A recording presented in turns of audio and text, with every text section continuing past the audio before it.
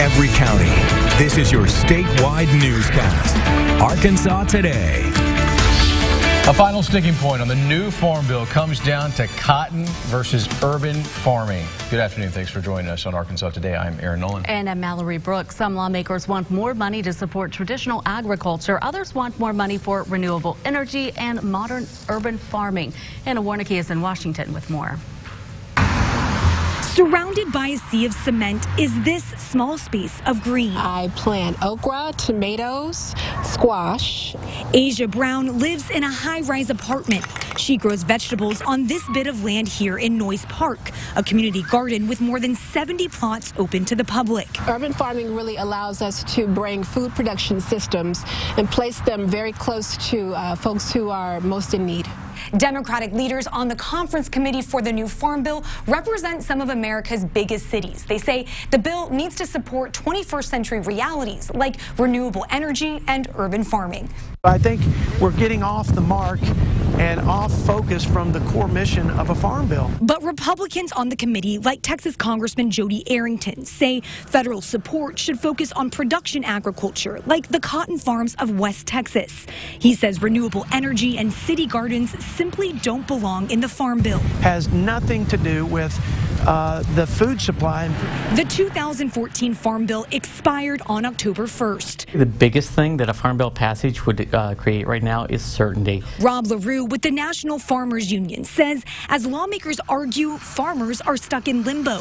Congress returns to work on November 13th after an election recess, and there is no sign that an agreement on a new Farm Bill will come anytime soon. In Washington, I'm Anna Warnicki. All right, Anna, thank you so much. A Fayetteville bar is picking up the pieces after rocks were thrown through a window. It appears that rocks from Pinpoint's own garden were thrown into a glass door at the back entrance, forcing the owner, Bo Counts, to sleep there to make sure no other damage is done. I think a lot of people, when they see vandalism and they see accidents like this, you know, a lot of the first thing is, you know, it doesn't happen to me and it's a terrible thing and your hearts go out. But sometimes that's where it stops. Counts had to close down the bar for business the next day, but says operations back up right now. An investigation is ongoing.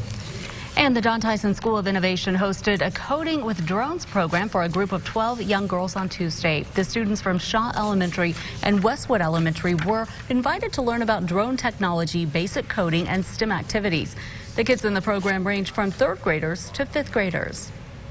We're really looking at hopefully getting this into about 10 to 12 other schools, and we're looking at trying to reach out to about 300 total female elementary students.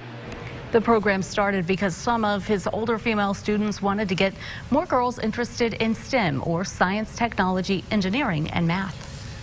What is going on today? Well, we're going to tell you. President Trump kicks off his last wave of campaigns before the midterm elections. It's always also Halloween, as you see on your screen right now. A lot of Halloween things going on right now. Former Vice President Joe Biden shows his support for Democratic candidates in Illinois, joining the candidates at a Get Out the Vote rally in St. Louis. NASA begins prep work for its November 26th mission to Mars. Members from NASA and InSight team will hold a media briefing to discuss the upcoming trip. And today in 1864, Nevada became a state. The 36th state to join the Union has become beloved by people all over for its mountains, hot springs, and slot machines. And just 1 year ago today, 8 people were killed when a man drove a truck along the bike path of the West Side Highway in New York. Authorities claim that the man behind the wheel of the truck had connections to ISIS.